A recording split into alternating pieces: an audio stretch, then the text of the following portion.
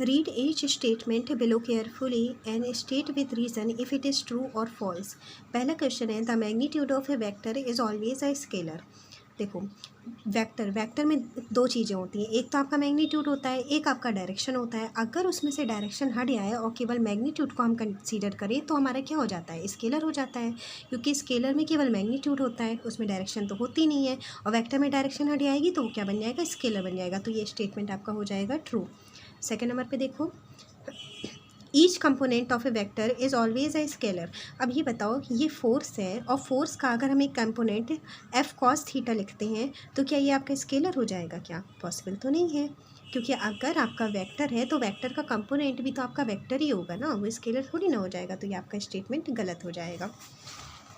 अगला देखो, the total path length is always equal to the magnitude of the displacement vector of a particle. इसमें कह रहा है टोटल पाथ लेंथ, जिसको हम क्या किस नाम से जानते हैं, डिस्टेंस के नाम से। क्या डिस्टेंस डिस्प्लेसमेंट के बराबर होता है? Is always equal to displacement, ऐसा बिल्कुल भी नहीं है। मान लीजिए हमें ए से बी तक पहुँचना है, डिस्प्लेसमेंट तो पता है कि हमारा इनिशियल और फाइनल पोजीशन पर डिपेंड करता है, जबकि डिस्टेंस हमारे पूरे पाथ पर डिपेंड करती है। अब मान लो हमें ए से बी तक जाना है तो ए से बी तक की मिनिमम डिस्टेंस हमारी डिस्प्लेसमेंट होगी, और ये हम अगर इस पाथ से जाते हैं तो ये पाथ हमारा पूरा डिस्टेंस होगा। तो डिस्टेंस डिस्प्लेसमेंट से यहाँ पर क्या है, ज़्यादा है। लेकिन एक कंडीशन होती है जिसमें आपकी डिस्टेंस डिस्प्लेसमेंट के बराबर हो जाता है। कौन सी कंडीशन? कि ए से अगर आपको बी तक पहुँचना है, आप इसी रास्ते से जा रहे हो, तो ये आपकी मिनिमम डिस्टेंस है डिस्प्लेसमेंट, और यही इसी रास्ते से भी आप जा रहे हो तो यही आपकी डिस्टेंस। तो इस कंडीशन में डिस्टेंस और डिस्प्लेसमेंट बराबर हो जाता है। लेकिन कभी ऐसा पॉसिबल नहीं है कि आपकी डिस्टेंस ज़्यादा हो, सॉरी डिस्प्लेसमेंट ज़्यादा हो और डिस्टेंस कम हो, क्योंकि डिस्प्लेसमेंट ही मिनिमम डिस्टेंस होता है, ये आपकी मिनिमम डिस्टेंस होती है। तो तो ये आपका स्टेटमेंट गलत हो जाएगा, क्योंकि ऑलवेज इक्वल नहीं हो सकता। एक कंडीशन में केवल हो सकता है, जब आप रिटर्न यहाँ से नहीं हो, केवल एक ही आपके पास रास्ता हो। ठीक है, अगला देखो, the average speed of a particle defined as total path length divided by time taken to over the path is either greater or equal to the magnitude of average velocity of the particle over the same interval of time। अब average speed क्या होती है? Average speed आपकी क्या होती है? एक scalar quantity होती है, डिस्टेंस। तो स्पीड बराबर क्या होता है? Distance upon time. क्योंकि स्पीड आपकी स्केलर क्वांटिटी है, इसलिए हम यहाँ पर हम डिस्टेंस लेंगे, मतलब स्केलर क्वांटिटी ही लेंगे।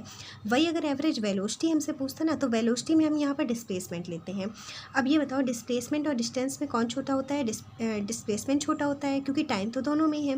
डिस्प्लेसमेंट छोटा हुआ तो एवरेज वेलोसिटी आपकी छोटी होगी। डिस्टेंस बड़ी है, डिस्टेंस ज़्यादा होती है तो एवरेज स्पीड आपकी बड़ी होगी।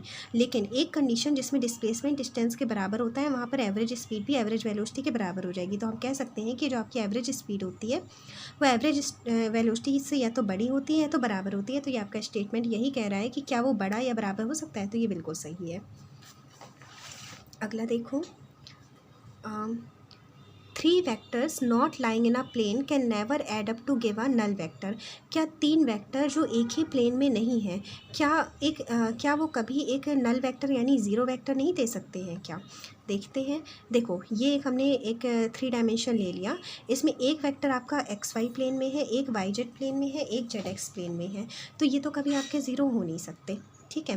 दूसरी कंडीशन में एक प्लेन में आपके 2 वेक्टर हैं, तो मान लो ये नीचे वाला +2 है, ऊपर वाला -2 है, तो +2 -2 तो एक दूसरे को कैंसिल करके 0 हो सकता है। लेकिन ये जो तीसरा है, इसका तो कुछ ना कुछ रिजल्टेंट आएगा ना। तो 2 वेक्टर देखो आपके एक प्लेन में हो गए, एक अदर में, तो ये कभी आपका 0 नहीं हो सकता। ठीक, यहाँ पर भी आपका 0 नहीं हो सकता। तीसरी कंडीशन हम क्या लिख सकते हैं? बस यही दोनों कंडीशन हो सकती है ना, बाकी तो कोई कंडीशन हो नहीं सकती। मान लो ये वाला इधर आ जाए तो भी यही कंडीशन, मतलब ये हमारा स्टेटमेंट सही है कि 3 वेक्टर जो एक ही प्लेन में नहीं है। अब मान लो एक कंडीशन ये होती कि ये तीनों वेक्टर ही